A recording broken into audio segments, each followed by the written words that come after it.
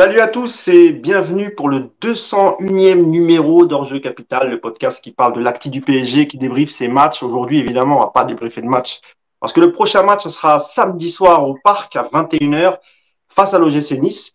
On va parler évidemment de ce match. On va revenir un peu sur la quinzaine internationale, voir ce qu'ont fait les joueurs parisiens.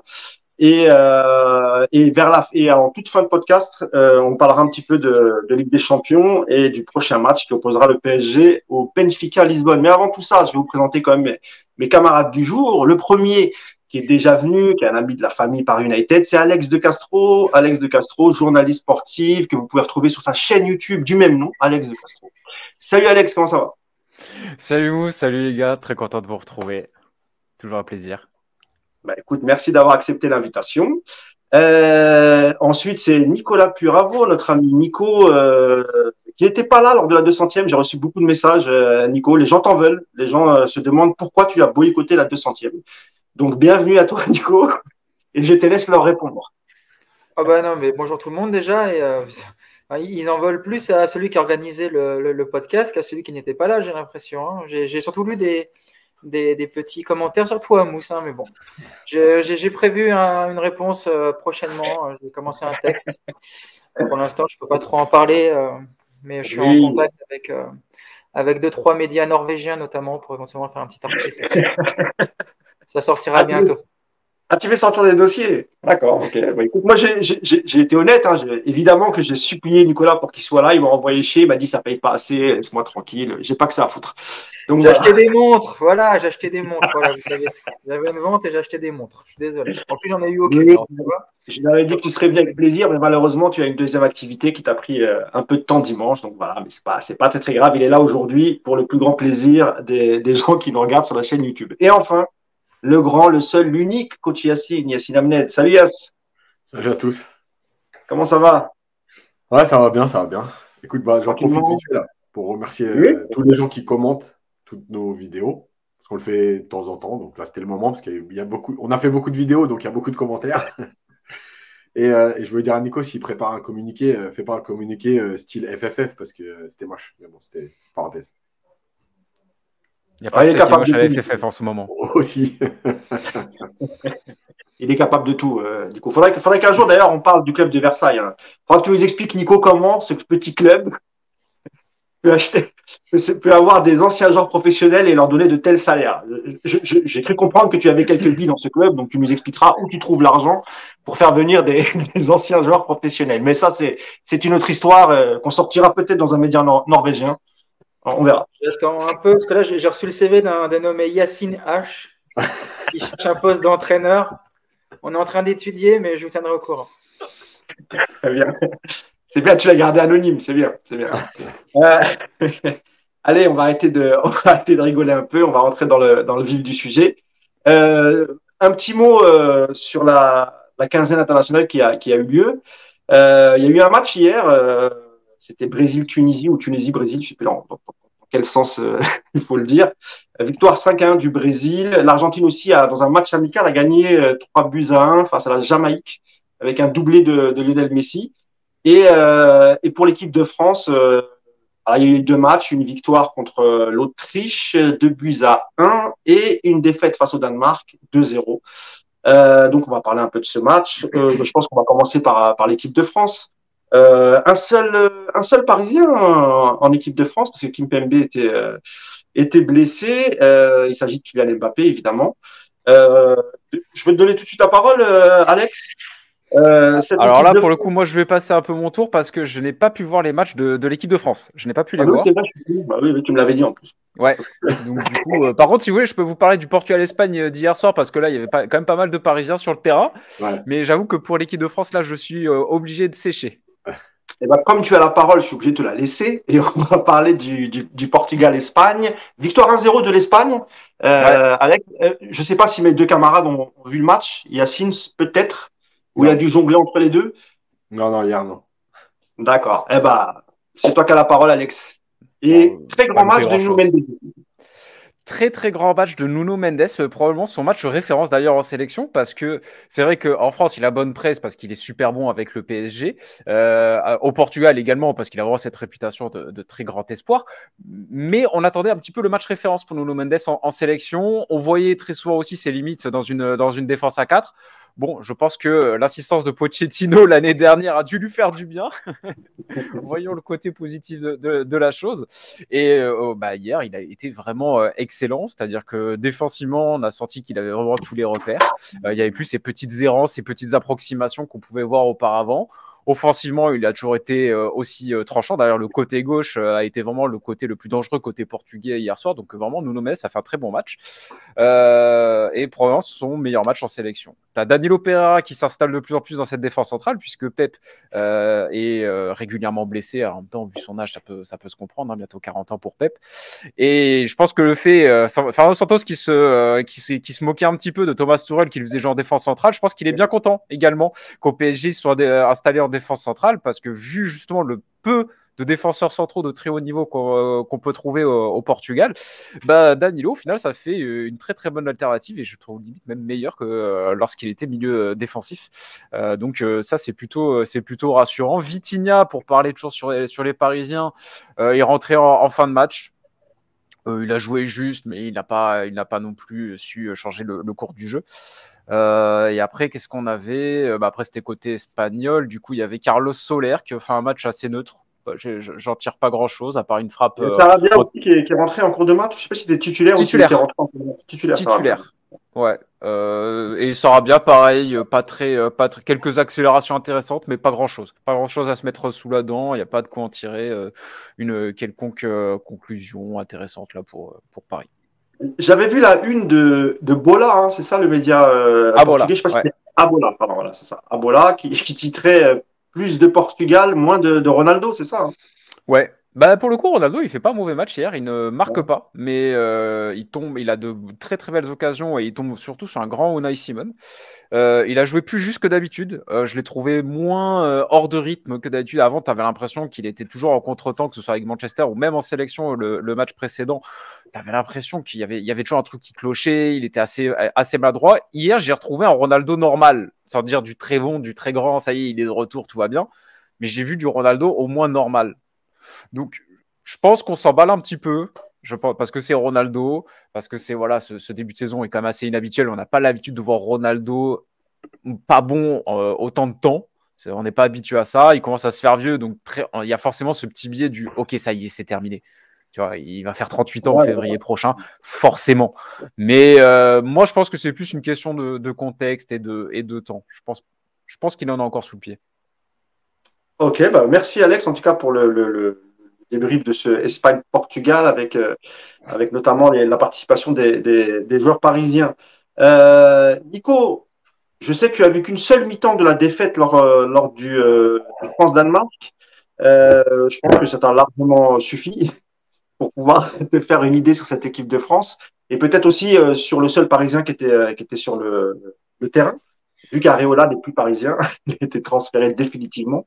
Un petit mot, Nico, sur l'équipe de France déjà, parce qu'on va pas tout mettre sur le dos du pauvre Kylian, même si j'ai bien cru comprendre qu'il n'avait pas fait un super match. Qu'est-ce que tu en as pensé, toi, Nico?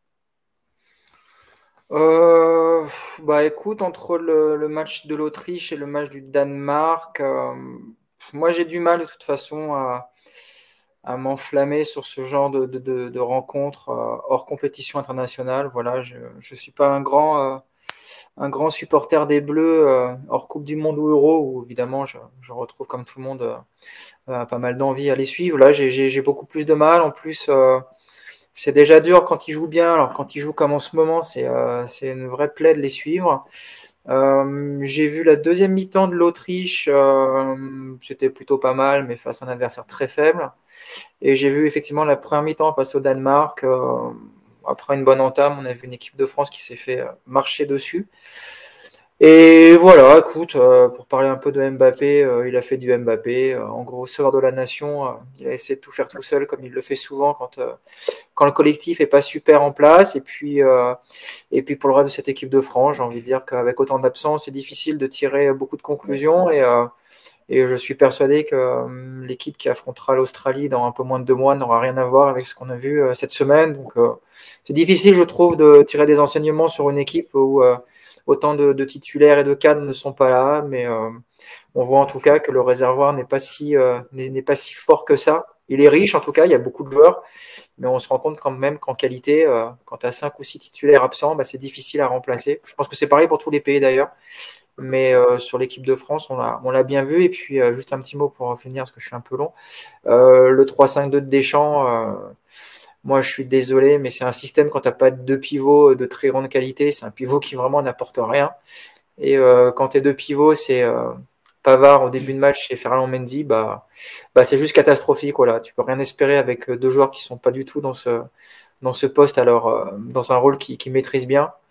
Et ta seule alternative actuellement en France, à part les frères Hernandez, c'est Klose. Et voilà, Klose qui a comme référence 2 matchs de Ligue des Champions avec l'OM. Donc, je suis pas sûr que le 3-5-2 de Didier Deschamps sans les frères Hernandez ait une durée de vie très très importante au Qatar. Oui, c'est ce que j'allais dire, c'est qu'en fait, avec tous ces absences, Nico, toi, tu penses il aurait fallu peut-être changer de système, au moins par rapport à tous les joueurs qui étaient absents pour cause de blessures. Pour changer de système, je sais pas, mais déjà arrêter de mettre Pavard dans un rôle de piston droit, parce que c'est vraiment pas son poste et on lui rend pas service.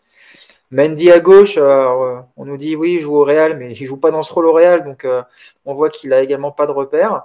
Et je te dis, sur ce rassemblement, le seul piston que tu as de métier et capable de faire le boulot, c'est Klose. Klose, qui est un joueur que j'aime bien, mais qui n'a absolument aucune expérience de ce niveau-là. Il y a Kingsley Coman aussi qui est utilisé dans ce rôle par Deschamps et ça a plutôt pas mal marché. Qui ça, excuse-moi, je n'ai pas entendu. Enfin, il n'était pas là sur ce rassemblement, mais il y a Kingsley Coman, ouais. T'as Coman aussi dans un rôle ultra offensif, qui était pas mal aussi. Ouais.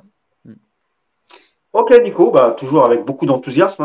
Ouais, les bleus me régalent. Moi, on peut en parler plein. À chaque fois que tu veux faire des trucs du bleu, je suis présent, je me régale. Je t'ai dit, déjà, j'ai fait une mi-temps de chaque match, j'étais content de moi. 2, j'ai pas réussi. J'ai essayé, mais j'ai pas réussi. Moi, je vais être tout à fait franc, je n'ai pas fait une seule minute. Je ne regarde plus ces matchs. Voilà. Je suis même pas sûr que je regarde des matchs en Coupe du Monde. C'est pour te dire à quel point je me suis détaché des équipes nationales. Ça ne m'intéresse plus du tout. Et je trouve que le niveau a régressé. J'avais vu ton tweet, Alex, passer. Je suis assez d'accord avec toi, mais moi, ça date de plus longtemps encore. Donc, je comprends tout à fait. C'est vrai que moi, c'est de base, je suis tombé amoureux du foot avec le foot de nation. À la fin des années 90, début des années 2000, où j'ai quand même l'impression qu'on était sur un pic en termes de niveau assez incroyable. Euro 2000, Euro 2004, Coupe du Monde 2006, on oublie le fiasco de 2002. On avait quand même un niveau assez impressionnant, il y avait un rythme beaucoup plus intéressant, un niveau technique beaucoup plus intéressant, des effectifs de bien meilleure qualité, tu avais des stars dans toutes les sélections, c'était absolument démentiel. Honnêtement, depuis le Mondial 2014, même moi qui suis supporter de la sélection portugaise, honnêtement, l'Euro 2016, en termes de jeu et de spectacle, que ce soit avec le Portugal, mais de manière générale dans la compétition, j'ai clairement pas pris mon pied. Et je ne suis que déçu depuis 2014. Le dernier mondial qui m'a un peu fait vibrer, c'est 2014, pas plus. Depuis, je vois que des plans de jeu assez minimalistes, des effectifs de moins en moins bons, des joueurs qui sont soit cramés, soit qui donnent l'impression, en tout cas, de ne pas être concernés. À un moment donné, ouais, c'est ça. Malgré la nostalgie, malgré les bons sentiments, au bout d'un moment, tu es un peu obligé de t'en détacher, quoi. Non, mais je comprends, et d'ailleurs, ça se ressent aussi dans les audiences, parce que bon, c'est pas, enfin, ça dépend des matchs, mais c'est vrai que voilà, en termes d'audience, c'est pas fou non plus. Après, Yacine, ça reste la Ligue des Nations. Ouais, aussi, c'est vrai. Je n'ai absolument rien compris d'ailleurs. Yacine, sur cette équipe de France. Mais en fait, il y a plein de choses parce que en fait, la France, après l'Autriche, elle joue pratiquement plus rien, sauf catastrophe. Donc que l'Autriche s'impose et que la France perde en même temps, etc. Tu pouvais pas descendre en Ligue B, même si c'est pas un drame, parce que la Ligue des Nations, je pense que c'est pas un truc qui intéresse tout le monde, mais en tout cas, voilà, la France avait fait le nécessaire pour rester en Ligue A. Donc je pense que déjà au Danemark, les joueurs n'avaient pas l'air super concernés. Entre parenthèses, il ne faut aussi pas minimiser le Danemark. Le Danemark, c'est une très bonne équipe qui a fait un bel Euro. C'est une belle équipe. C'est un pays qui travaille beaucoup sur la formation avec Midtjylland et Nordjylland. Voilà, il y a une philosophie qui est en train de se mettre en place avec le Danemark dans le jeu. Et le Danemark, on ne les découvre pas cette année. C'est-à-dire dans l'histoire du foot, il y a quand même eu des joueurs comme les frères Laudrup, etc., qui ont quand même apporté au football. Donc déjà, ils n'ont pas perdu contre une nation mineure qui n'existe pas. Après, effectivement, il y a ce que disait Nico. Alors, Nico, il a dit les pivots, il s'est trompé, c'était les pistons. Oui. Parce que j'ai regardé le mondial de basket féminin, c'est pour ça que j'ai du mal à switcher. Je fais un podcast juste après d'ailleurs sur basket United. J'ai même pas relevé, tu vois, pour te dire à quel point ça m'intéresse. Il y en a qui vont le mettre dans les commentaires, donc je le dis avant, comme ça c'est fait. Voilà. Non, mais évidemment, moi j'irais même plus loin, par exemple, que Pavard, c'est pas que j'arrêterai de le mettre piston, j'arrêterai de le mettre tout court, parce qu'il va arrêter de manger à crédit sur son but contre l'Argentine. Ça va, 2 minutes. Les hypes, moi ce qui me fait rigoler en fait, dans ces matchs-là, ce qu'on voit depuis un certain temps, moi c'est toutes les hypes. C'est-à-dire que Alex disait tout à l'heure, ouais, les sélections avant c'était plus fort. Alors, sûrement c'était plus fort et je suis d'accord avec lui. Maintenant, ça fait un peu vieux con, donc je ne vais pas insister là-dessus. Le problème, c'est qu'il y avait surtout des joueurs qui étaient installés. Aujourd'hui, tu fais 3 matchs, on t'appelle en sélection et on t'explique que le mec, c'est le futur crack de l'histoire du football. Je vais prendre 2 exemples, Camavinga ou Pamecano. Moi, si je reprends ce qui a été dit il y a 1 an et demi, mais en fait, ces mecs, ils marchent sur le monde du football normalement. Mais quand je vois les matchs, je suis désolé. Et en plus, au Bayern et au Real, c'est pareil. Moi, je vois des bons joueurs. Attention, ce n'est pas un scandale qu'ils soient professionnels, tout ça. Mais on va se calmer sur les hypes. Et on est en train, la France, elle a connu quand même des défenseurs entre Laurent Blanc, De Sailly. Le monde du football a connu des joueurs qui étaient installés, qui sont restés au très haut niveau 10, 12 ans. Et là, on nous parle de mecs qui ont fait 4 matchs et demi et qu'on nous présente comme les cracks, mais même pas les futurs cracks, comme les cracks. Donc, déjà, il faut arrêter. Upamecano, ça fait plusieurs fois qu'il vient en sélection et ça fait plusieurs fois qu'il n'est pas bon. Et puis, la dernière chose, c'est évidemment toute l'animation du jeu. Et là, on va venir sur Mbappé. En fait, le problème aujourd'hui, c'est que je trouve que tu ne peux plus avoir de nuances. C'est-à-dire que Mbappé, si tu dis qu'il n'a pas été bon contre le Danemark, tu es dans le Mbappé bashing. Je vois, c'est le nouveau mot qui revient, le Mbappé bashing. En fait, il y a 2 choses. Soit tu analyses le truc, et c'est facile d'être du bon côté en disant c'est le seul qui se crée des occasions. Ouais, c'est pas faux. Sauf qu'en fait, à partir du moment où sur 10 ballons, il en joue 9 tout seul, est-ce que c'est normal qu'il se crée tout seul des occasions, qu'il se crée le plus d'occasions? En même temps, oui. Et je vais prendre une comparaison. Alors, avant qu'il y ait des commentaires désastreux, c'est une comparaison. Je ne suis pas en train de comparer les 2 joueurs, c'est le contexte. Et Alex va comprendre ce que je dis. Hatem Ben Arfa à Nice, quand il fait sa très bonne saison, il y a plein de matchs où il oublie le jeu, où il fait des différences. À force de tenter, il marque un but. Et moi, je me rappelle d'une phrase de Nampalys Mendy à la fin d'un match où Ben Arfa marque et il dit « Heureusement qu'il a marqué. En gros, tant que tu nous sauves, on va accepter ça, mais par contre, ça commence à nous gonfler. » Voilà. Je pense qu'on est dans le même cas avec Mbappé. À un moment donné, ça gonfle tout le monde. Tu ne peux pas être le sauveur de la nation. Tu ne peux pas être le sauveur du football. Il va falloir que tu reviennes au jeu. Encore une fois, le contexte équipe nationale, il est compliqué. Mais entre le message après l'Autriche, j'ai plus de liberté en équipe de France, et son match contre le Danemark, plus ces quelques matchs avec le PSG, je trouve qu'on est sur un début de saison qui, va falloir se remettre la tête à l'endroit et revenir au football, plus qu'à ta petite personne qui veut briller et montrer que tu es le numéro 1 partout où tu es. Alors, je voulais te dire 2 choses, Yacine. Je ne sais pas comment tu fais pour comparer Ben Arfa et Mbappé, c'est honteux. Et je te demanderai de cesser ce Mbappé bashing, s'il te plaît. Merci beaucoup. Je termine là-dessus sur un truc, c'est que, tu vois, ce qui m'énerve aujourd'hui dans le foot aussi, c'est que, et pour ceux qui ont connu, alors, évidemment, les plus jeunes, ça va être compliqué, mais il y a eu des époques, par exemple, Zidane, après la Coupe du Monde 98, sa saison, elle est compliquée, il est critiqué dans le jeu, il est critiqué à la Juve. C'est pas un drame. Aujourd'hui, quand tu critiques un joueur qui a plutôt un statut, tout de suite, c'est vous crachez dans la soupe, vous oubliez ce qu'il a fait. On n'oublie pas, mais on est dans le football. C'est-à-dire que ce que tu as fait avant, ça te sert quelque temps, mais tu ne vas pas vivre de ça. Tu vois, je parlais de Pavard, son but contre l'Argentine. En fait, le mec, il va vivre de ça pendant 10 ans. Mais non, on est en train de parler de performance, de football. Donc, quand tu n'es pas bon, on le dit. Ça ne veut pas dire que tu bâches ou quoi que ce soit. Tu n'es pas bon, on le dit. Tu es bon, on le dit. Après, quand tu n'es pas bon, en plus, il y a des comportements qui sont parfois insupportables.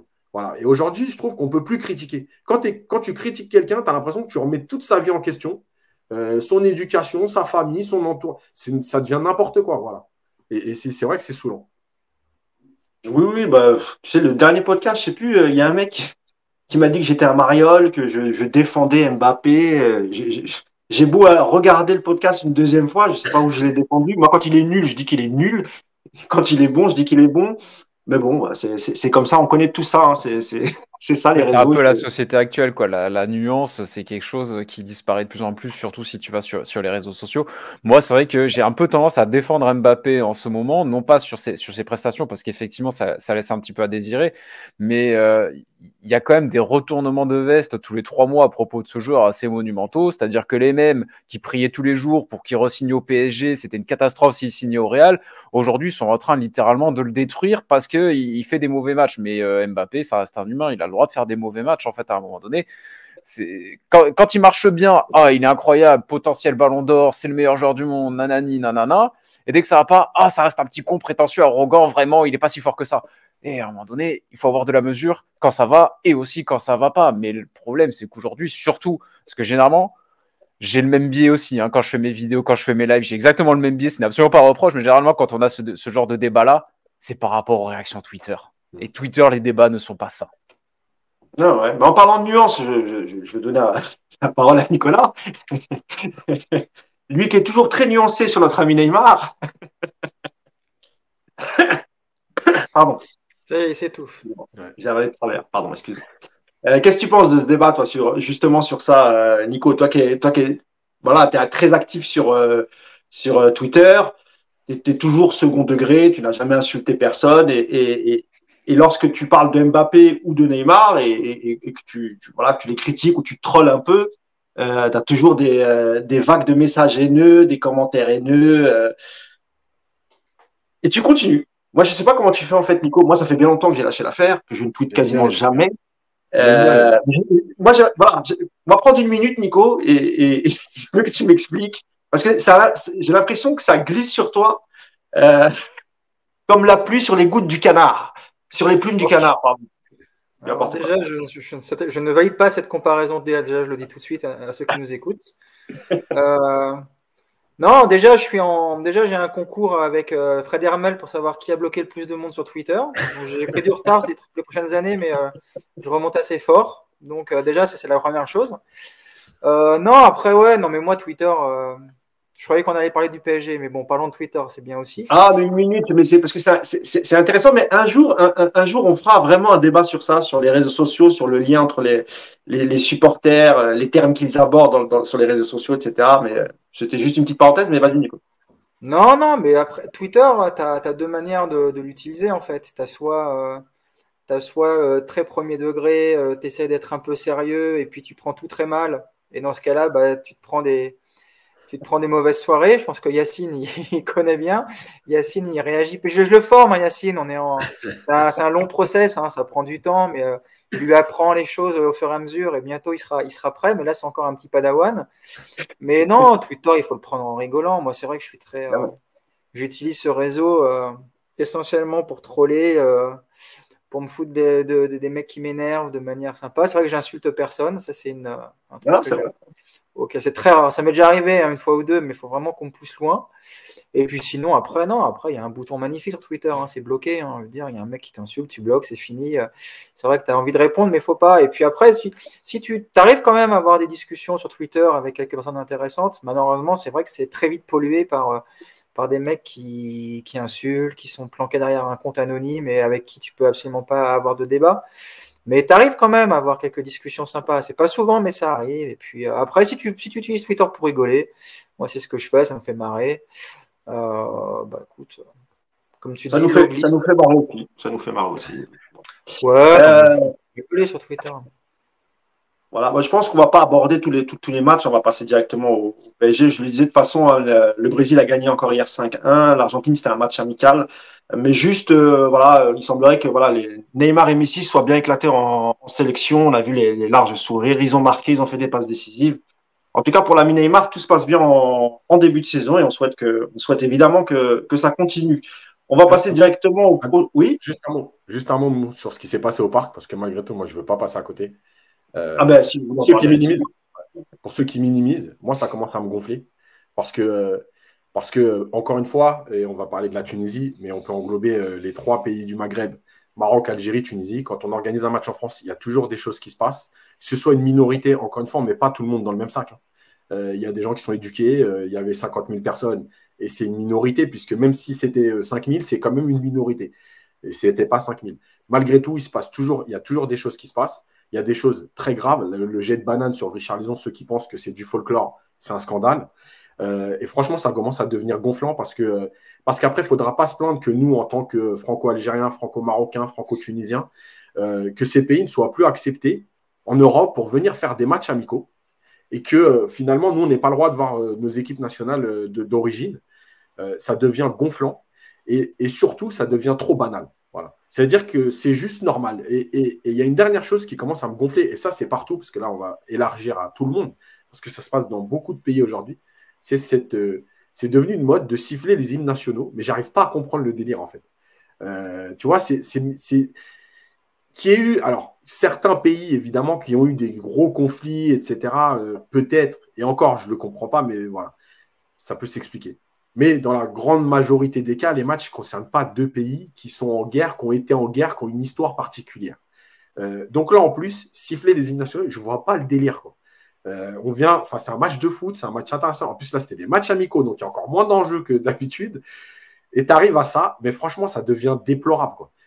Et les lasers, c'est pareil. Tu vois, hier, à un moment donné, je pensais que même l'arbitre, il allait arrêter le match. Et tu vois, toujours le problème, c'est à quel moment tu peux arrêter le match. Parce que tu mets 50 000 personnes finalement dans le même sac que 2-3 cons, que tu vas envoyer 50 000 personnes dans la rue parce que le match va être arrêté. Mais en fait, quelle est la solution? Est-ce qu'on arrête? Est-ce qu'on n'arrête pas? Parce que c'est ingérable en fait. Bref, tout ça, et franchement, ça devient gonflant.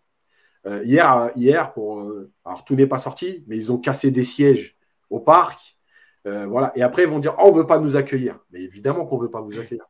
Vous êtes des animaux et des débiles. Donc évidemment qu'on ne veut pas vous accueillir. Voilà. Donc, tu es en train de me dire que la Tunisie n'est pas une ancienne colonie brésilienne? Ah bon, je pensais, au vu des images hier, je me suis dit peut-être que le Brésil avait colonisé la Tunisie. Ils ont Il faut ramener Santos pour réconcilier ces deux peuples. Ce que j'allais dire, ils ont même eu un Brésilien qui a joué pour la Tunisie. Mais c'est ce que j'allais dire. Ce qui est marrant, c'est qu'en plus, le Brésil, la Tunisie, je crois que c'était un des premiers pays, ou peut-être même le seul pays au Maghreb, hein, mais même dans le monde. Enfin, il n'y a pas beaucoup de cas où, et c'était déjà le cas à la Coupe du Monde 98. Il me semble, il y avait déjà, comment il s'appelle déjà? Il y avait déjà un joueur brésilien naturalisé tunisien qui jouait pour cette équipe nationale et il n'a pas été le seul. Il y en a eu quelques-uns qui ont joué pour la sélection tunisienne. Nico, tu veux dire un mot là-dessus aussi ou Écoute, moi, en tant que franco-versaillais, on n'a pas trop de problèmes avec nos supporters. Nous, on se tient bien.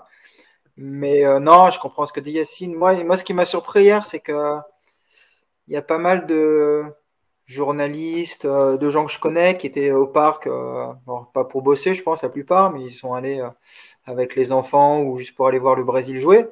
Et au début, je regardais pas le match et j'ai vu sur Twitter, c'est magnifique, énorme engouement dans les tribunes et tout. Et je me suis dit, tiens, j'ai quand même un peu regardé. Et j'ai regardé. En fait, voilà, moi j'ai vu une ambiance horrible, quoi. Ça puait la haine dans cette tribune. Alors, comme le dit très bien Yacine, c'est évidemment pas tous les Tunisiens, je n'englobe pas.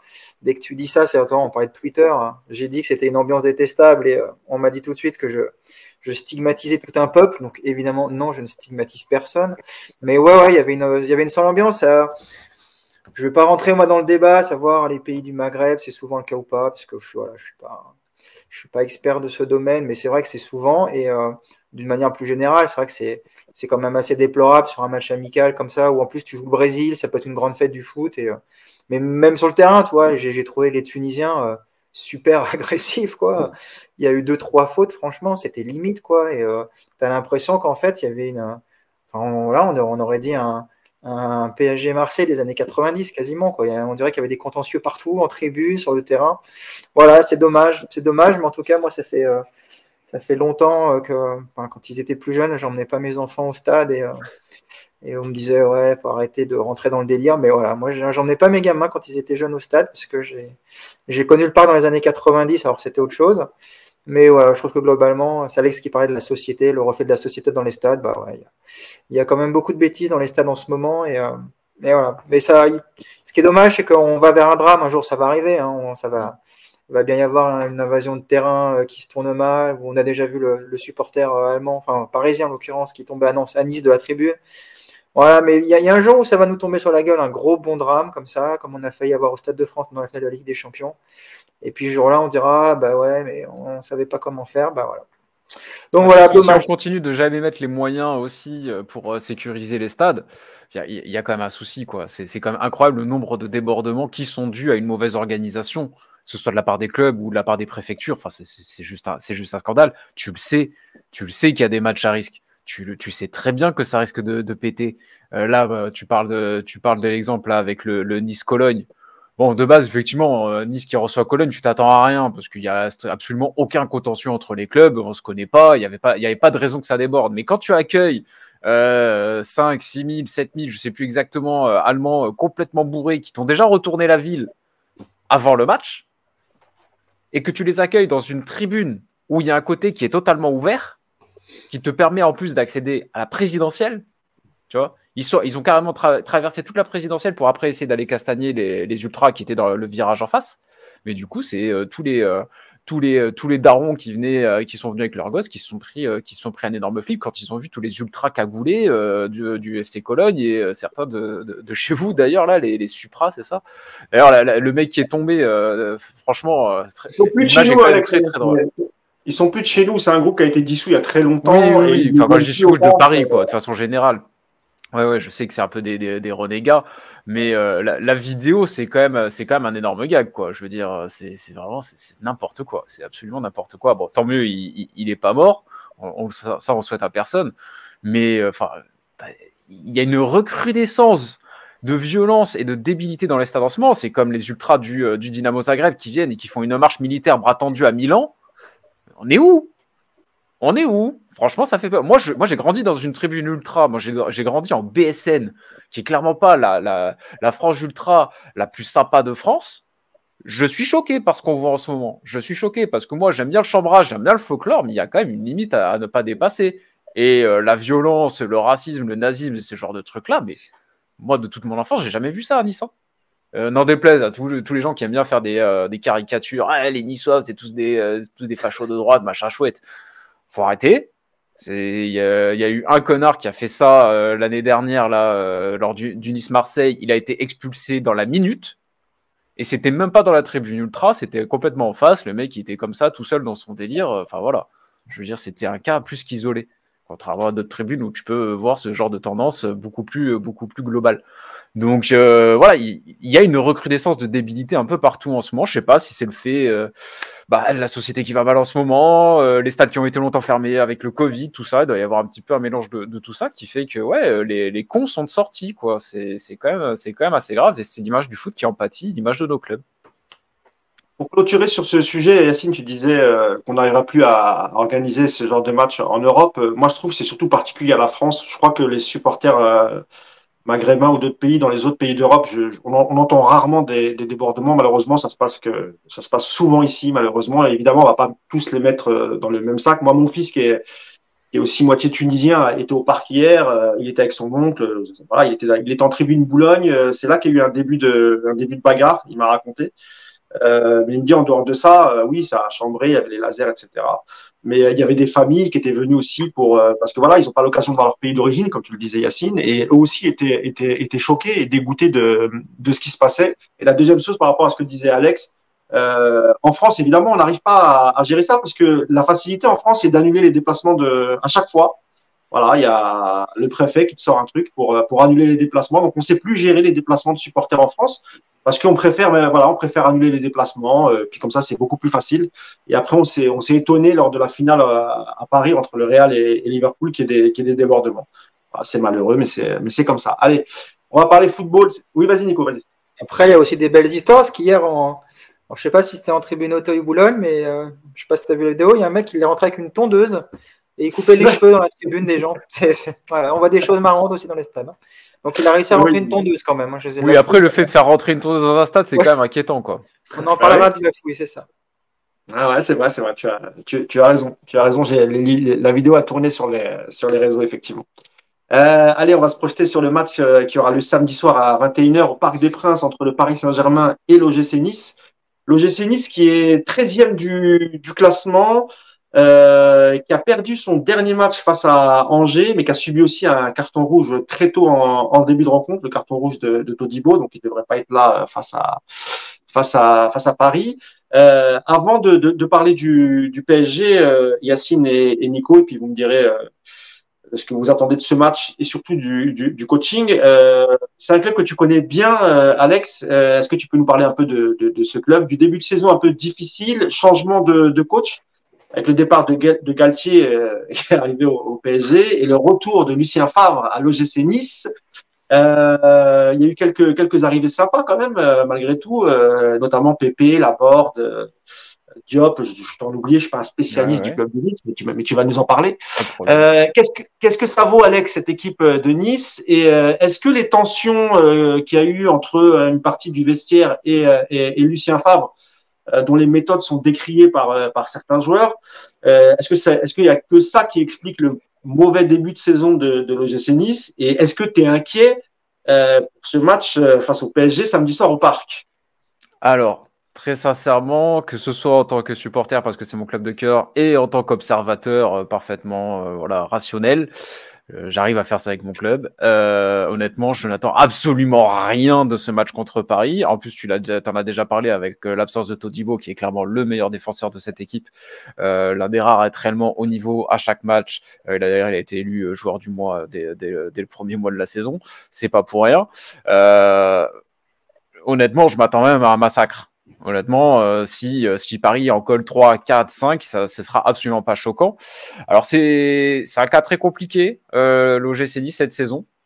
Très paradoxal également, et c'est pour ça, ça a d'ailleurs été le sujet de ma dernière vidéo sur YouTube, et la vidéo fait plus de 20 minutes, parce qu'il y a énormément de choses à dire. Donc, je vais essayer d'être vraiment le plus concis possible. Mais en gros, on est passé, donc après cette finale de Coupe de France perdue, d'une perspective d'avoir un duo Galtier-Campos à l'OGC Nice, à finalement Paris qui débarque et qui nous prennent les deux. Donc, du coup, ça a remis un petit peu tous les plans à plat. Julien Fournier, le directeur sportif... Alex, il y a eu le départ de Julien Fournier dans le même temps, hein, c'est ça? Oui, parce que de base, Christophe Galtier avait quand même bien milité, que ce soit en interne, mais aussi dans la presse, pour pouvoir fragiliser le directeur sportif en place, Julien Fournier, et faire de la place donc à Christophe Galtier, à Luis Campos. Les choses auraient dû être faites, donc Paris est arrivé. On s'est retrouvé donc sans coach et avec un directeur sportif totalement fragilisé, décrédibilisé. Donc du coup, qu'est-ce qui s'est passé? On s'est retrouvé avec un mercato qui n'a ni queue ni tête. Ils ont espéré que Julien Fournier resterait jusqu'à la fin du mercato pour driver ce dernier mercato, histoire d'avoir quand même un semblant de travail correct. Mais bon, vu la situation, vu comment il a été traité et vu le caractère du bonhomme, évidemment que ça n'a pas marché et qu'il a très vite quitté le club. Maintenant, il est à Parme, si je dis pas de bêtises. Oui, c'est Parme. Et en parallèle, donc dans cette situation totalement catastrophique, tu as Ineos, le propriétaire du club, qui est là depuis maintenant 3 ans, 4 ans, je ne sais plus exactement, qui jusqu'à présent investit un petit peu à perte avec des demi-investissements. Allez, on fait des prêts de temps en temps, on lâche un petit 10 millions de temps en temps, ça y va pas vraiment franco. Sauf qu'ils ont adhéré au discours de Christophe Galtier qui disait non, mais à un moment donné, si on veut vraiment avoir des ambitions, il faut mettre l'argent sur la table, il faut recruter, il faut avoir les moyens de nos ambitions, ce qui était logique. Et du coup, Ineos a bombé le torse, même avec le départ de Christophe Galtier. Jim Ratcliffe a fait une lettre ouverte aux supporters, le propriétaire, le milliardaire anglais. Comme quoi on changeait de galaxie, comme quoi des moyens allaient être mis et de manière assez considérable. Donc du coup, tu veux faire un mercato hyper convaincant avec des grands noms et en même temps tu ne joues que la Conference League. Et encore en début de mercato, c'était les barrages. On n'était même pas sûr de jouer vraiment la Conference League. Tu ne joues pas de Ligue Europa, tu ne joues pas de Ligue des Champions. T'as pas de directeur sportif, t'as pas de réseau, et tu veux faire un mercato 5 étoiles. Bon, à un moment donné, c'est quand même très très compliqué. Au final, Nice a dû boucler son mercato sur les tout derniers jours de cette session pour essayer de choper un petit peu les opportunités possibles. C'est pour ça qu'on a réussi à faire des Nicolas Pepe, Barré Arsenal, Sofiane Diop que Philippe Clément ne voulait plus forcément. Il y a des noms sympas qui sont arrivés. Gaëtan Laborde, t'en as parlé également. Quelques espoirs, Mathia Vitti, Alexis Bika. Mais globalement, ça a été un énorme mercato d'opportunités qui a certes coûté cher, avec certes des noms sympas, mais qui ne répond pas forcément aux besoins du coach, Lucien Favre, qui revient avec beaucoup de crédit au club, parce que la saison historique de ces 20 dernières années, c'est lui, avec cette 3e place, ce titre de champion d'automne, ce jeu absolument incroyable. Vraiment, il y avait le jeu, les résultats, tu pouvais pas demander mieux cette saison-là. Donc évidemment, il revient avec énormément de crédit. Et au final, lui aussi, on le sent un petit peu dépassé par les événements. Il n'a pas les joueurs qu'il veut. La situation, ça colle pas. C'est n'importe quoi. Et en plus de ça, ils ont bouclé leur équipe en mettant énormément moins de devant. Et derrière, ils ont quasiment recruté. Le secteur est quasiment sinistré avec un Dante qui a bientôt 40 ans, un Attal qui est blessé toutes les 2 semaines. Il n'y a personne de qualité à gauche. Ils sont allés chercher un remplaçant de Fulham. Ils sont allés chercher un remplaçant de Fulham pour doubler le poste à gauche. Alors déjà que Melvin Barr donne pas trop satisfaction. Si tu vas chercher Joe Bryan, qui a joué 15 matchs en Championship la saison dernière, que Fulham s'est empressé de dégager pour faire la place à Kurzawa, c'est qu'il y a peut-être un problème. Donc voilà, donc il y a un mercato qui certes propose des noms sympas, Kasper Schmeichel aussi, mais une équipe totalement déséquilibrée, une construction d'effectifs totalement bâclée, toujours pas de directeur sportif, il y a un directeur général là qui est arrivé. Une dynamique qui n'arrive pas à se créer parce qu'en plus de ça, ils doivent jouer tous les 3 jours. Donc les joueurs, tu as l'impression qu'ils sont déjà carbonisés parce qu'ils sont pas du tout prêts. Il y a plein de joueurs qui n'ont pas fait de prépa, qui débarquent, qui connaissent à peine le club. Enfin, il n'y a rien pour avoir un début de saison correct. Alex, il n'y a aucun motif de satisfaction à l'heure actuelle. Aucun. Alex, on sent une véritable souffrance. J'avais l'impression d'avoir un patient sur un canapé, mais tu as bien fait de guider ton sac, mon ami. C'est aussi que j'essaye de faire vite et de dire le maximum de choses pour pas non plus être trop long sur le sujet. Mais c'est vrai que c'est très très dur en ce moment. Non, je dis, tu fais bien parce que peut-être que aussi les supporters du PSG qui ne regardent pas tous les matchs et qui ne connaissent pas très bien peut-être cette équipe de Nice, mais je vais aussi donner la parole à Nico et Yacine après. Nico, déjà, est-ce que tu as vu quelques matchs de l'OGC Nice depuis le début de saison et d'après toi, est-ce qu'il peut y avoir une révolution au parc en sachant que le PSG jouera mais le mercredi d'après en Ligue des Champions, on va peut-être pas tout donner pour ne pas risquer la blessure. Est-ce que quand même tu restes confiant face à ce mauvais début de saison de l'OGC Nice, Nico? Alors déjà, je suis deg parce que j'ai mis 15 millions sur Pépé à mon petit gazon et Alex, là, il m'a complètement démoralisé. J'ai l'impression que je me suis fait couillonner sur ce joueur. Non, Nice, ouais, j'ai vu 1 ou 2 matchs. J'ai vu notamment j'ai vu le magnifique match contre Angers la dernière journée. Ouais, c'est une équipe qui est pas super, on va dire, pour faire plus court qu'Alex. Et puis bon, je suis moins connaisseur que lui. On va dire que c'est une équipe qui est pas encore sur une super dynamique et qui logiquement devrait se prendre une bonne douille au parc samedi soir. Alors, ça devrait en tout cas se passer comme ça. Après, moi, il y a des joueurs que j'aime bien dans cette équipe, que ce soit Delors, Laborde. Je trouve que il y a quand même un effectif qui est pas si laid que ça sur le papier. Après, effectivement, comme le dit Alex, il va falloir que tout ça se mette bien en place. Il y a beaucoup de déséquilibre et ça paraît très compliqué. Et puis en plus, là, les rumeurs autour de Lucien Favre, c'est pas bon signe non plus après 8 journées. Donc, tu sens quand même qu'il y a une mauvaise dynamique, il y a un mauvais climat autour de cette équipe. Et la voir venir faire un coup samedi au parc contre même un PSG qui va rentrer en mode gestion maintenant jusqu'à la Coupe du Monde, j'en suis persuadé. Bon, voilà, si vous avez un peu de sous à parier, les amis, c'est peut-être pas sur Nice qu'il faut jouer ce week-end. Hein. Bah, je pense pas que la cote soit très haute pour Paris non plus, du coup. Yacine, merci Nico. Yacine, qu'est-ce que ça peut donner ce 4-4-2 de Lucien Favre qui lui aussi joue avec un double pivot dans ce 4-4-2 avec comme l'a dit Alex avec un duo d'attaquants Laborde comment il s'appelle déjà Delors. L'international algérien, surtout pas écorcher son nom sinon Yacine il va me voilà. Ça peut donner quoi Yacine ce 4-4-2 face au 3-5-2 au 3-4-2-1 appelle-le comme tu veux du PSG. Ça peut donner aujourd'hui, j'ai envie de te dire, pas grand-chose, mais après, ça reste un match de foot et tu sais jamais parce que la motivation va quand même être plus grande que sur tous les autres matchs. On le sait très bien, c'est toujours comme ça quand tu affrontes Paris. Que la concentration est aussi plus importante parce que tu sais que tu peux pas trop lâcher. Bon, il y a plein d'éléments qui peuvent entrer en compte et donner un match qui peut finalement être compliqué. On a déjà vu des matchs Paris, ils ont jamais fait 38 victoires, donc ils ont perdu. On se rappelle toujours le fameux match où Tourelle fait tourner 2-0 contre Reims au Parc. Voilà, tout est possible. Maintenant, évidemment, sur ce que je vois depuis le début de saison, logiquement, il n'y a pas trop d'inquiétude. Il y a 2 choses. Et je voulais revenir sur un truc qu'a dit Alex sur le recrutement. c'est que le problème, c'est que Nice a voulu et a commencé à travailler aussi avec une société de data pour étudier des profils de recrutement. Et en fait, quand Moody a été consulté, parce que c'est un consultant externe, on ne sait pas trop. Ouais, directeur sportif intérimaire, Ouais, voilà. non officiel, c'est un statut très bizarre. Bon, Voilà. mais c'est Donc plutôt lui qui a géré effectivement ce mercato. Voilà. Lui, il n'a pas voulu écouter les recommandations et il a fait son mercato de son côté. Donc, c'est logique en fait que les profils ne correspondent pas parce que le mec, il est là, pas là, il est à Nice, mais pas à Nice. Enfin, bref, ils ont été, je pense, un peu dans l'urgence du départ de Galtier, de ce qu'a dit Alex sur Campos, etc.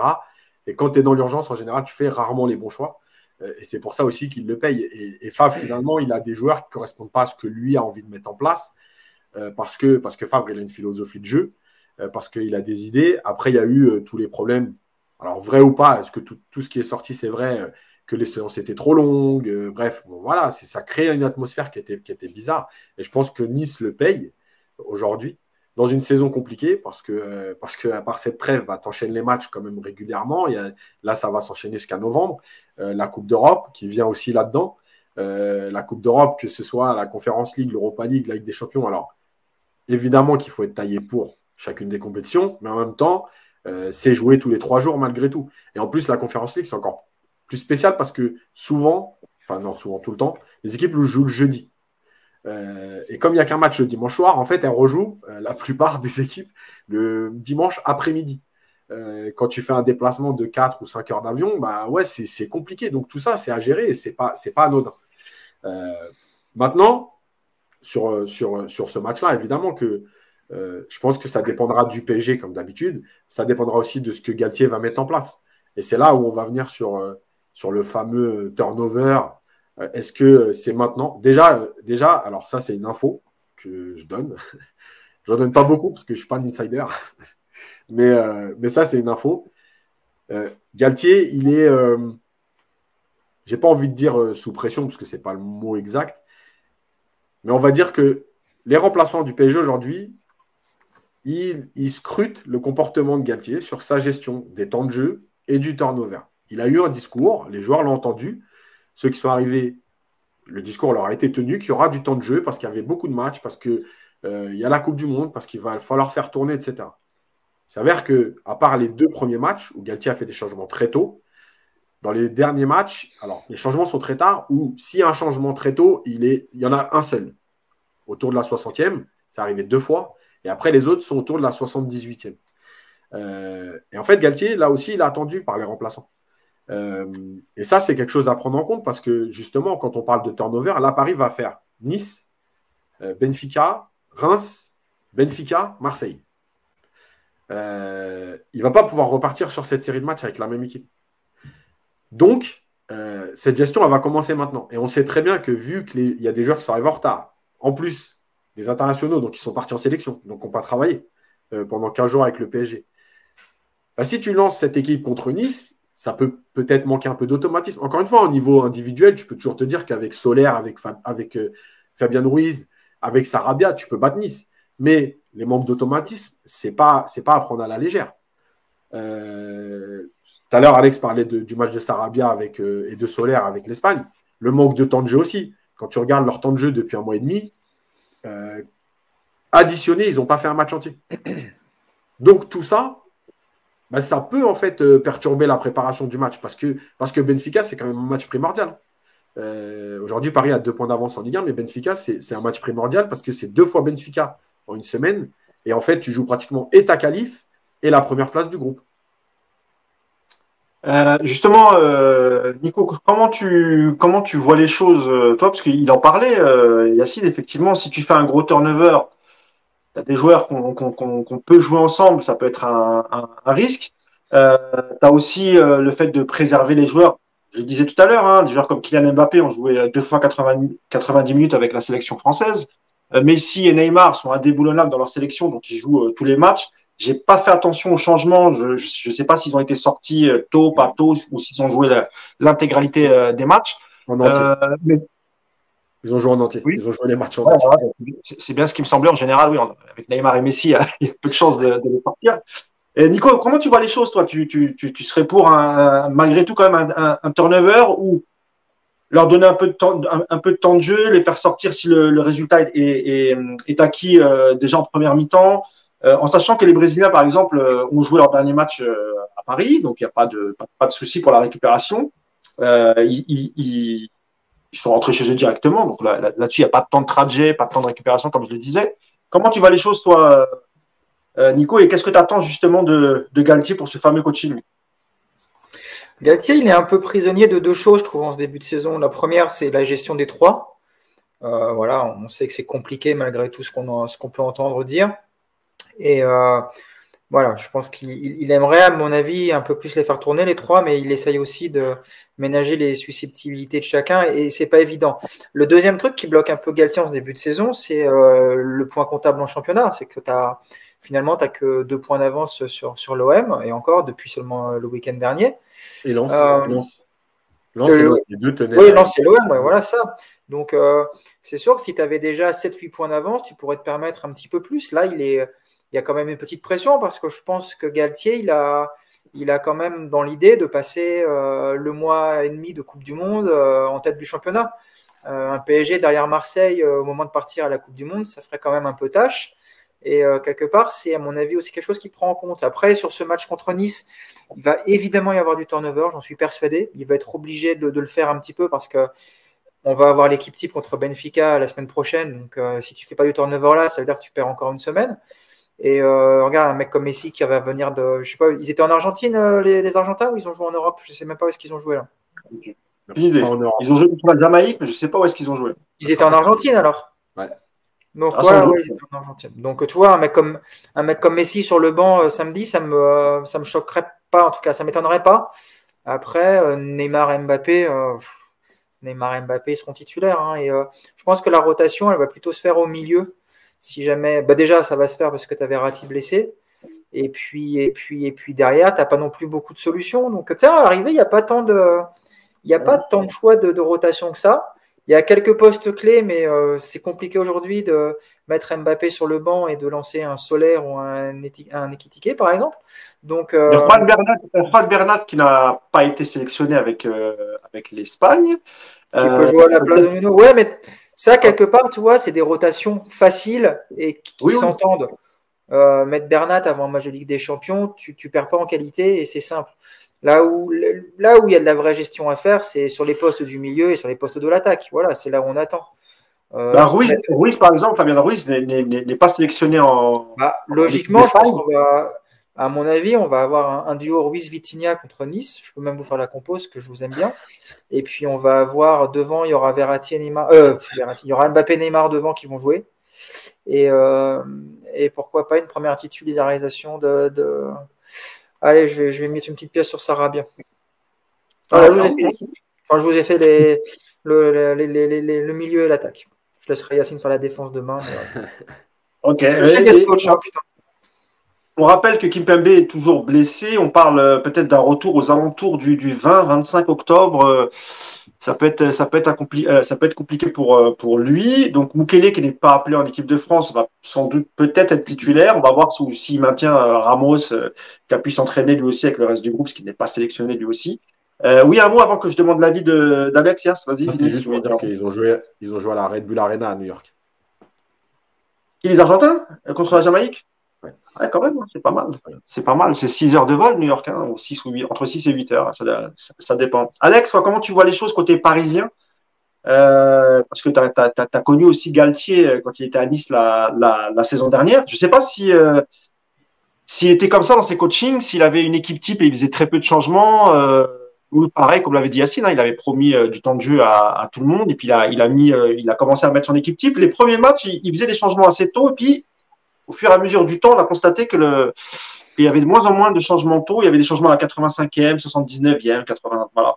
Qu'est-ce que tu penses? Qu'est-ce que tu penses qu'il va faire ce coup-ci, Galtier? Moi, ça ne m'étonnerait pas effectivement qu'il ne change rien, qu'il fasse du turnover poste pour ménager quelques joueurs. Ça, oui, pourquoi pas. Vu la faiblesse de l'adversaire en face, vu l'échéance en Ligue des Champions juste après, Ce serait juste du bon sens. Ça, à la limite, ça ne m'étonnerait pas. Encore que, peut-être que ce match a quand même une petite saveur particulière. Il part pas non plus en super bon terme. Donc, peut-être qu'il aura aussi un petit peu à cœur de mettre la meilleure équipe possible pour être sûr de gagner ce match. Après, sur ce côté un petit peu têtu, ça, évidemment, oui, ça a toujours été. Hein, Christophe Galtier. Et encore, vous avez de la chance. Moi, par exemple, j'avais des gros doutes par rapport. J'avais fait une vidéo là-dessus et justement, il y a plein de gens maintenant qui me disent ça. Alors, comme ça, Galtier, c'était pas un bon choix. Je fais non, mais j'étais inquiet parce que franchement, quand tu vois ce qu'il proposait avec Nice, je trouvais que ça ne collait pas du tout avec ce que devait mettre en place le PSG. Heureusement qu'il y a Luis Campos. Parce que c'est Luis Campos qui, dès son arrivée, a dit attendez, nous par contre, ça va jouer à 3 derrière, ça va jouer à 3 devant pour que Messi et Neymar puissent combiner dans l'axe.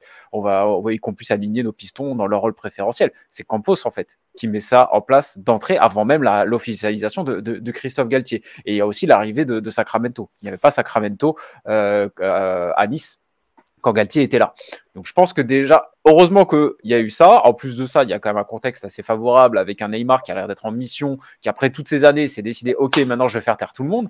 Je ne sais pas combien de temps ça va durer, mais alors là, pour le coup, franchement, le début de saison, il est quand même assez idéal à ce niveau-là. Les joueurs sont tous à leur poste.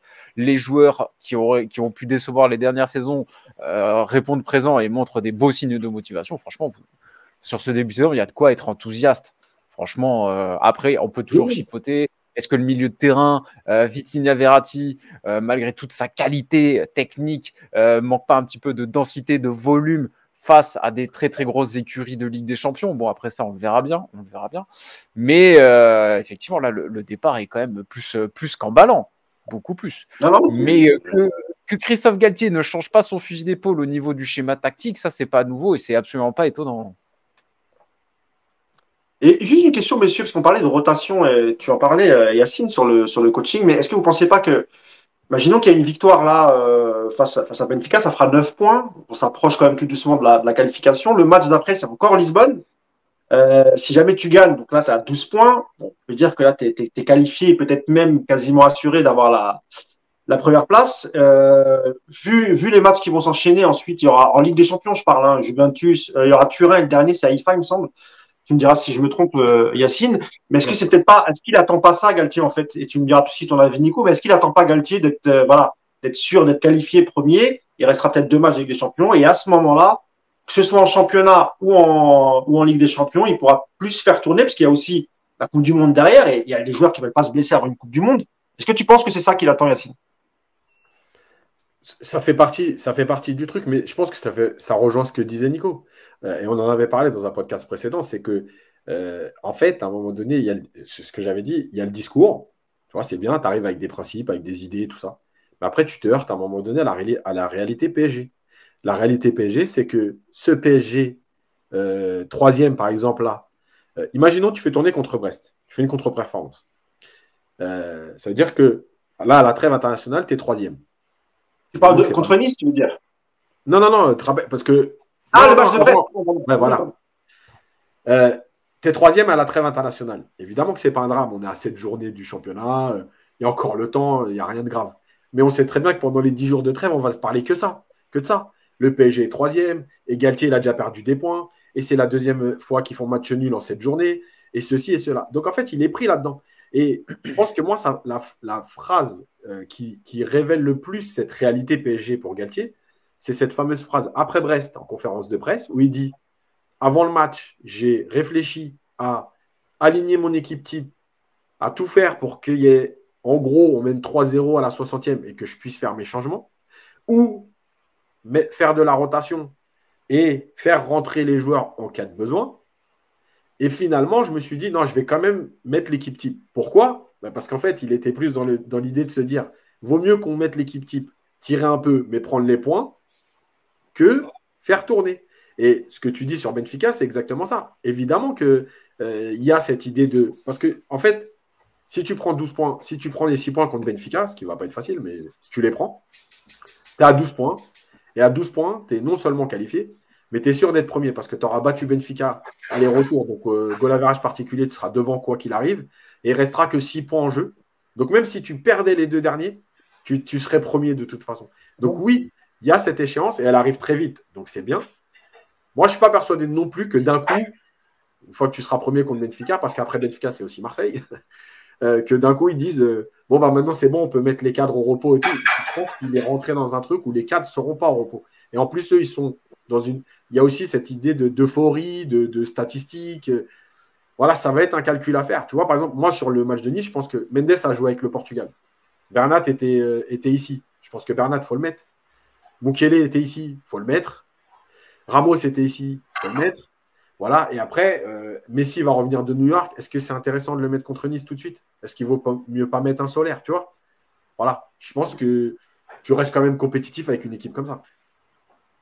Qu'est-ce que tu en penses, toi, Nico, sur les futurs coachings en cas de qualification rapide du PSG en Ligue des Champions? Bah, oui, non, mais c'est ce que j'ai dit tout à l'heure. À partir du moment où tu as assuré la première place en Ligue des Champions, il va avoir beaucoup plus de marge de manœuvre. Après, il y a aussi quelque chose qui va, je pense, aider un petit peu Galtier, c'est que, à mon avis, quand on va arriver à 15 jours, 3 semaines de la Coupe du Monde, on va vraiment avoir les joueurs qui vont faire très attention. Tu vas avoir ceux qui sont actuellement blessés ou qui sont en méforme, qui vont être en train de revenir et qui vont faire super attention à ne pas avoir une rechute, donc du coup, qui vont y aller ultra mollo. Les mecs qui sont en pleine bourre, qui seront au top de leur forme, ils vont avoir qu'une trouille, c'est de se blesser, de mettre en péril leur dynamique, donc ils vont faire super attention. Donc je pense qu'il sera plus facile de début novembre de dire à Neymar ou à Mbappé, bon bah là contre Reims, bon, Reims ce sera avant, mais tu vois ce que je veux dire, sur ce genre de match là ou même voilà, on va jouer le Maccabi Haïfa en dernière journée de Ligue des Champions, si tu es déjà qualifié, assure d'être premier, tu seras à 10 jours de la Coupe du Monde, bon bah je pense qu'un Neymar ou un Mbappé, tu leur dis je te laisse au repos, le mec il va pas hurler. Par contre là, contre Benfica, les deux matchs, tu peux pas. Et d'un autre côté, aucun club censé ne ferait tourner son équipe contre Benfica. Tu n'es pas qualifié actuellement, tu n'es pas premier, enfin, tu es en plein, voilà, tu vas affronter la meilleure équipe du groupe avec toi. C'est 2 gros matchs, évidemment, qu'il y aura l'équipe type. Après, derrière, c'est ce que je te disais, quand tu vas jouer Marseille, bah, tu vas voir l'équipe type aussi. Les 2 seuls matchs là dans la série où tu peux tourner, c'est samedi contre Nice et ensuite contre Reims. Donc, il va vraiment, à mon avis, faire tourner un petit peu contre Nice sur 2-3 postes qu'on a ciblés. D'ailleurs, comme Yacine a fait la défense, vous connaissez déjà donc la compo complète. Et par contre, je pense que c'est le match contre Reims où on risque d'avoir un gros turnover. Le match contre Reims, entre les 2 matchs de Benfica, là, ça se goupille bien pour avoir des premières titularisations. Solaire, Ekitike, tout ça, ça devrait débuter contre Reims. Pour le coup, ça se justifierait vraiment. Mais contre Benfica, non. À l'aller comme au retour. Contre Marseille, évidemment, non. Et contre Nice, tu vois, je ne pense pas que ce soit non plus nécessaire aujourd'hui de renouveler 50 ou 60% de ton effectif. Là, il va faire quelques touches, il est intelligent. Donc, quelques touches ce week-end et beaucoup plus le week-end prochain. Ça marche. Moi, je pense qu'on a fait le tour sur ce PSG Nice qui aura lieu, donc je le répète, samedi soir à 21h au Parc des Princes. Pour clôturer ce podcast, on va prendre 5 minutes, mais surtout avec toi, Alex, pour que tu nous parles. Nous, on en reparlera après le débrief de Nice, de cette équipe de Lisbonne. On va scruter un peu le résultat qu'il va faire ce week-end. Mais globalement, Alex, avant de terminer ce podcast, toi qui as longtemps commenté les matchs sur RMC de la Liga portugaise, qui connaît quand même bien cette équipe, qu'est-ce que tu peux nous dire sur cette équipe? Elle est au même nombre de points que le PSG en Ligue des Champions, hein, 2 matchs, 2 victoires, donc 6 points. Là, c'est le PSG qui va les recevoir, donc ça se jouera au Parc des Princes. Tu as sans doute vu les matchs contre Haïfa et la Juve. Les points forts de cette équipe et rapidement aussi peut-être ses points faibles que pourra exploiter cette équipe du Paris Saint-Germain. Alors franchement, Benfica, c'est vraiment l'une de mes grosses hypes de la saison. Il y a quand même un projet qui a été monté très rapidement. Deux secondes, Alex. Oui. Je te coupe rapidement. Est-ce que, messieurs, vous pouvez couper les micros? Comme ça évite d'entendre les petits bruits de fond derrière. Ça sera peut-être plus agréable pour ceux qui nous écoutent. Merci, messieurs.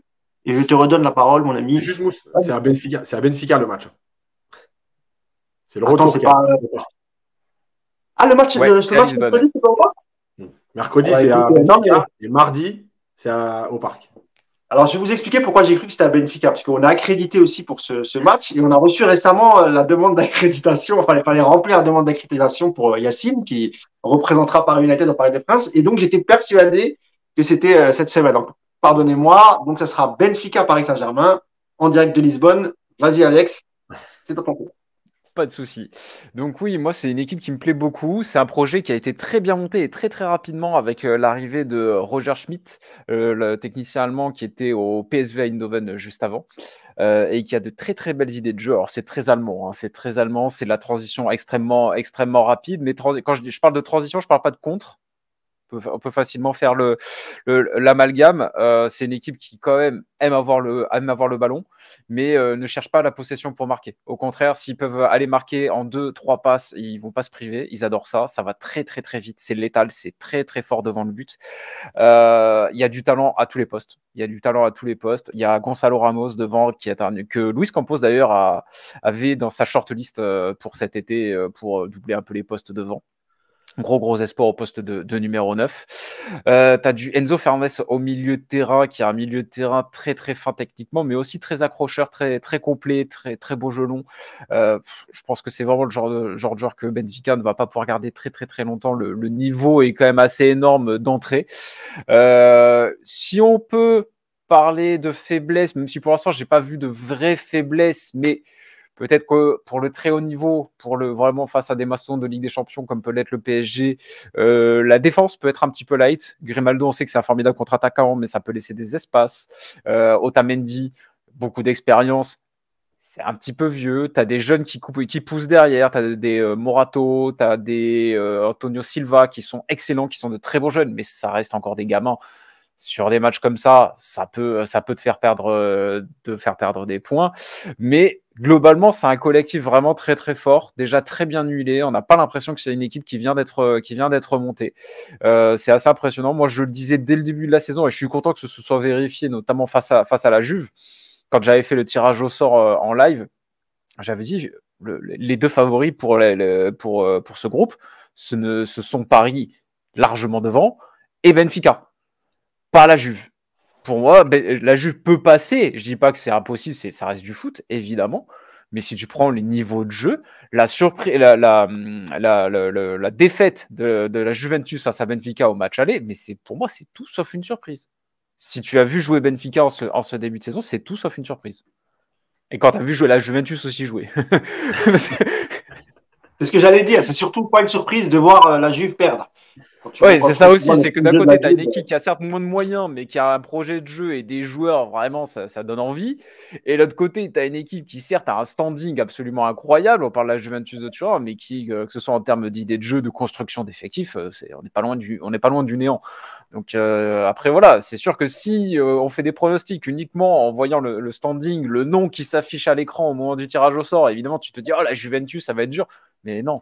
En vrai, la deuxième plus grosse équipe de ce groupe, en termes de jeu et de forme du moment, c'est Benfica. Eh ben merci pour ces précisions. Est-ce que vous voulez dire un mot, messieurs? Yacine, je sais que tu connais quand même bien cette équipe. Nico, je ne sais pas si toi, tu as pu voir quelques résumés de ces matchs face à Haïfa et la Juve. Est-ce que tu penses de cette équipe de Benfica? Et surtout, on en reparlera plus en détail lundi lorsqu'on débriefera le match de Nice, mais face à une équipe qui est joueuse comme ça, qui manie bien le ballon, avec des transitions rapides, etc., est-ce que ça va suffire le double pivot au milieu pour les Parisiens, Nico? J'espère, parce que si tu peux pas battre le Benfica comme ça, tu battras pas les autres. Donc, non, Benfica, moi, j'ai pas vu le match entier, j'ai vu que des résumés. Ça joue bien au ballon, et Alex a bien résumé cette équipe. Paris a largement les moyens d'aller faire un bon match là-bas et de s'imposer. C'est justement ce genre de rencontres qui vont permettre à Paris de peut-être d'élever un petit peu son niveau d'implication parce que depuis 3-4 matchs, c'est un peu moins bon de ce côté-là.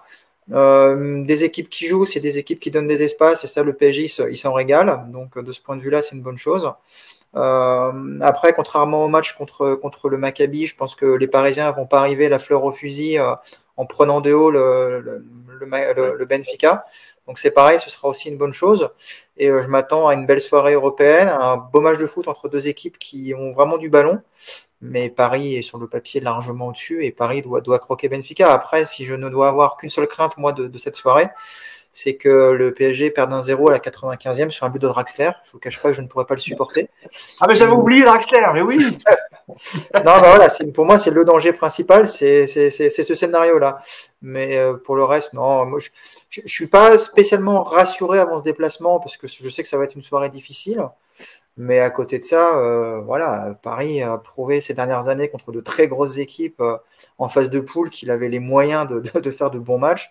Si c'était un huitième de finale retour, je serais beaucoup moins serein. Là, on est sur un troisième match de poule. Paris, grandissime favori de cette rencontre, malgré toutes les qualités de Benfica.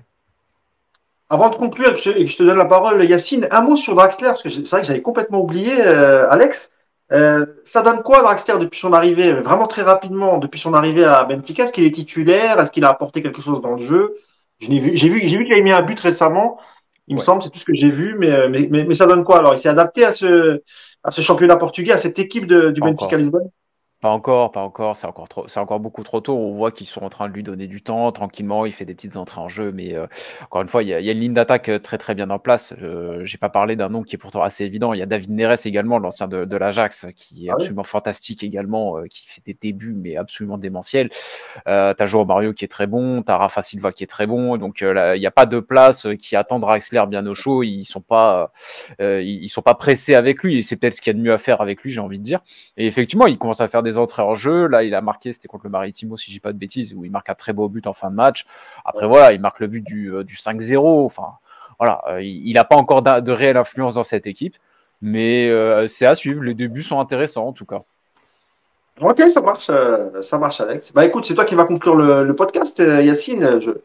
Je connais ton amour et ton admiration pour ce championnat portugais. C'est pas du second degré. Tu l'as toujours dit qu'il y avait, t'avais un grand respect pour ce championnat et notamment pour son ouverture à des coachs qui sont pas. Enfin, c'est pas le même système qu'en France, on va dire. Hein. Il a pas besoin d'avoir été un professionnel pour être coach d'une équipe professionnelle. La preuve, il y a des jeunes coachs talentueux, que ce soit au Sporting, notamment au Sporting Lisbonne. Son nom avait été cité du côté du Paris Saint-Germain. Qu'est-ce que tu penses, toi, de cette équipe? Est-ce que cette équipe peut vraiment inquiéter le PSG, Yacine, selon toi? Bah déjà, ceux qui suivent un peu le football depuis plusieurs mois ou années, l'année dernière, Benfica il pose des problèmes à Liverpool. Hein. Liverpool se qualifie, mais Benfica pose des problèmes à Liverpool. C'est pas, ils ne se sont pas fait trimballer. Le match aller, ils leur ont fait du mal. Au match retour, ils sont pas loin de les mettre dans le doute. Après, bon, voilà, tu manques un peu de qualité, mais dans le contenu des deux matchs, déjà, tu leur as posé des problèmes. Cette saison, il y a une vraie évolution dans le jeu. Et je pense, en fait, moi, on en reparlera en détail lundi, mais moi, je vois ce match, franchement, je pense que ça peut être un match vraiment spectaculaire dans le sens où, premièrement, les deux équipes ont gagné leurs deux premiers matchs. Donc là, tu ne vas pas vraiment être dans un calcul de dire un nul, machin. Tu peux aller chercher quelque chose. Et en plus, je pense qu'en fait, il y a des qualités des deux côtés qui peuvent correspondre aux défauts des autres. C'est-à-dire que Silva et Neres sur les côtés, quand tu sais que dans le dos de Mendes et Ramos et Hakimi, il va y avoir des espaces, et que Ramos et Danilo qui jouent donc sur les côtés de la défense à 3, c'est pas les plus rapides. Quand tu connais les deux joueurs, tu te dis que c'est là qu'il y a des choses à exploiter. Et de l'autre côté, bah, tu as Otamendi j'ai oublié le nom du deuxième défenseur central. Ça dépend, en fait, ça tourne un petit peu en début Ouais. de saison. T'as Morato ou Antonio Silva. Voilà, et en fait, là aussi, tu vas avoir des espaces avec la vitesse d'Mbappé, etc. Donc, en fait, si les deux équipes jouent un peu sur leurs points forts et le point faible, ça peut faire très mal. Moi, j'ai envie de voir un peu, justement, cette confrontation avec une équipe qui joue bien, qui propose quelque chose et qui ne va pas venir défendre, parce que malgré tout, la Juve, faut bien rappeler que la première mi-temps, ils sont venus en bloc bas, on aurait dit une équipe de Ligue 1. Donc, j'attends de voir une vraie opposition, une équipe qui est capable de te priver de ballon, parce qu'on sait très bien que c'est ça aussi qui va compter. Donc voilà, on rentrera dans les détails après, mais il y a des vrais, il y a un collectif et il y a des vrais talents du côté de Benfica qui peuvent quand même te poser des problèmes. Eh ben, merci beaucoup, Yacine. Merci beaucoup tous les trois, d'ailleurs, à Nico, à Alex. Merci beaucoup, Alex, d'avoir accepté une nouvelle fois de participer à notre podcast. J'espère qu'on se reverra. Alors, c'est pas un secret, hein, tu l'as dit sur les réseaux, que tu allais vivre une petite aventure au Japon. J'espère que ça marchera. J'espère que tu vas kiffer. Et j'espère peut-être, avant que tu partes, un dernier podcast en notre compagnie. Si jamais il y a un France-Portugal, sait-on jamais. Au pire, on se débrouillera bien à trouver un créneau avec le décalage horaire, on calculera notre coût et on se fera un petit podcast, hein, même là-bas, il n'y a pas de On se souci. fera si c'est pas le cas, on se fera le Nice PSG, parce que je sais que tu continueras malgré tout non seulement à continuer tes vidéos sur ta chaîne YouTube Alex de Castro, et à suivre aussi ton équipe de cœur, l'OGC Nice. En tout cas, merci à toi d'avoir été avec nous. Toujours Merci avec à mes deux potes, Alex, Nico et Yacine, même si Alex est mon pote aussi, évidemment. On parlait du pote du podcast. Et nous, on se retrouvera sans doute lundi pour débriefer dimanche ou lundi, on verra selon les disponibilités des uns et des autres, et surtout si Nico n'a pas encore une vente aux enchères, on verra ça. Sinon, on vous laisse, on vous dit à bientôt, bonne fin de semaine à vous, bon match samedi au parc pour ceux qui y vont, et puis à la semaine prochaine. Salut à tous. Ciao. Ciao, ciao. Ciao.